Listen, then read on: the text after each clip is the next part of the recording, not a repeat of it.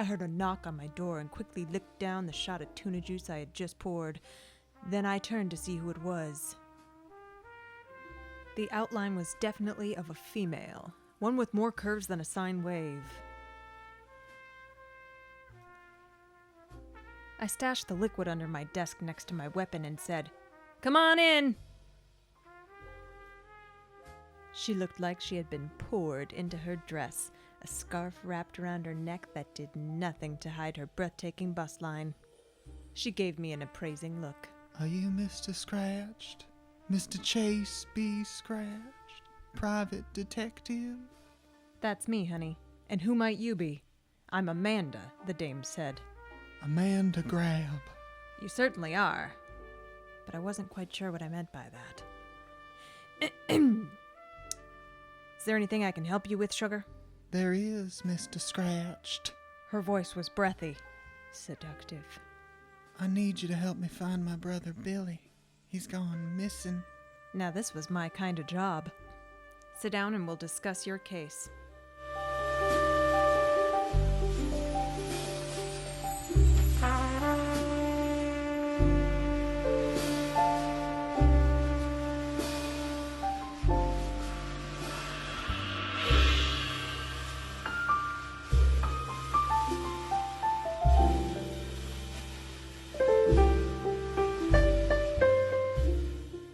Based on Amanda's information, I hit up one of Billy's favorite haunts, a joint that goes by the name of The Playground. All the youngsters can be found hanging out here. It also just so happens to be the last place that Billy was seen. And what do you know? I run into my old pal, the Fox. He's been playing both sides of the game for as long as I can remember. To me, he's known as the Fox. To the low-life scum he hangs around with, he's known as El Fox. No way, Chase. Last time I helped you, I almost get my tail shot off by that Englishman. Ain't no way I'm helping you no more. Nuh-uh, you can forget about it. Just need some information this time. And don't you forget about how I helped you out of that scrape with the husky. No, of course not, Chase. I knows what you did for me, and no hard feelings or nothing, but it just ain't safe helping you no more. You understand. Look, you no good two-toned red devil. I'm not taking any of your crap. You're gonna help me out, or else I'm gonna be forced to pay a visit to our good friend Husky. Settle down there, Chase. What is it you need to know? I'm looking for a real cool cat, goes by the name of Billy Grab, hangs out around these parts from time to time. You heard of him? I don't know nothing about no Billy Grabs, Chase. Oh, Chase, stop. No, ow. Okay, he rents out a cardboard over on 4th, over by where they sells those refrigerators. Buys nip from me from time to time. Now, will you just leave me alone? I don't want nobody getting the wrong idea or nothing. Just keep your nose clean, kid. Clean and wet.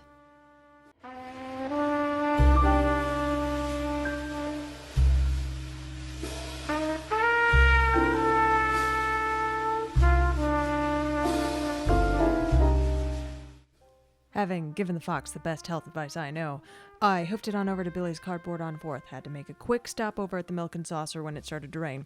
Can't stand the rain. When I got there, it was all soaked through. All I found was some stale nip and a book of poetry by one G.L. The book looked out of place. Billy didn't strike me as the refined type. One of the pages in the book was dog-eared. I hate that. I turned to a poem called Paris. I couldn't help it. I imagined Amanda's sultry voice whispering the poetry to me. A thin silk dress, her long legs stretch the length of Houseman's Boulevard. She is the love song of Baudelaire's mistress. Baudelaire's mistress. It can only mean one thing. You don't know what love is until you've known the meaning of the blues, until you've loved a love you've had to lose. You don't know what love is As soon as I entered, I recognized that voice. I'd know that sultry vibrato anywhere. The perfect accompaniment to a cool jazz number. Her eyes drank in the crowd with those soft, slow blinks. The cost. Until you flipped your heart and you have lost. You don't know. As she finished up her set, she gave me the "come to my dressing room in the back" look. Never one to pass up that kind of invitation, I grabbed a warm shot of tuna and hightailed it back there. How a lost heart feels.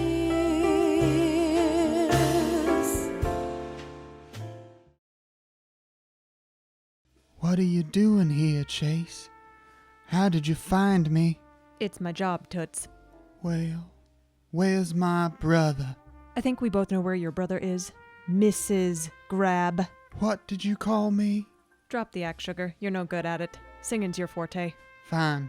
Get to your point then, detective. You sure change your tune quick. I don't like to play games, not unless they involve string. Fine. How's about I tell you exactly what I mean? On the night of August 14th, the night of your brother's disappearance, or should I say, husband, Mrs. Billy Grab. On the night of his disappearance, Billy received a book of poetry.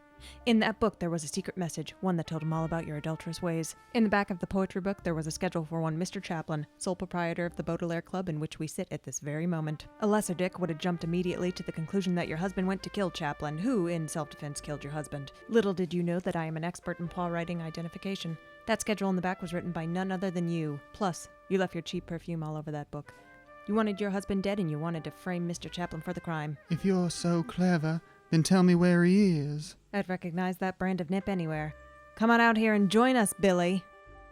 Oh, hey there, yous guys. Yeah, I guess you figured out our plan there, eh, Mr. Chase? So sorry if we caused you any inconvenience there.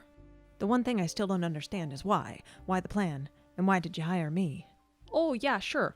Well, I'm Mr. Chaplin's lawyer, and when we found out that he'd bequeathed his club to Amanda here in the event of his imprisonment or untimely death by violent murder, yeah, we decided that being club owners sounded a fair sight better than being a high-powered lawyer and seductive lounge singer.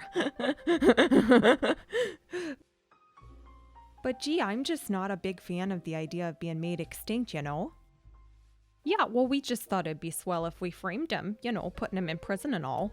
And well, you know, we figured you at being pretty bad at your job with your tuna habit and all. But it turns out you may be better at your job than we are at being criminals, you know?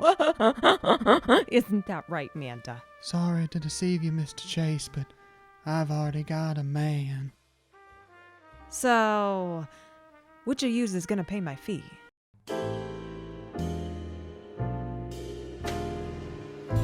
Don't know what love is until you've known the meaning of the blues, until you've loved a love you've had to lose. You don't know love is.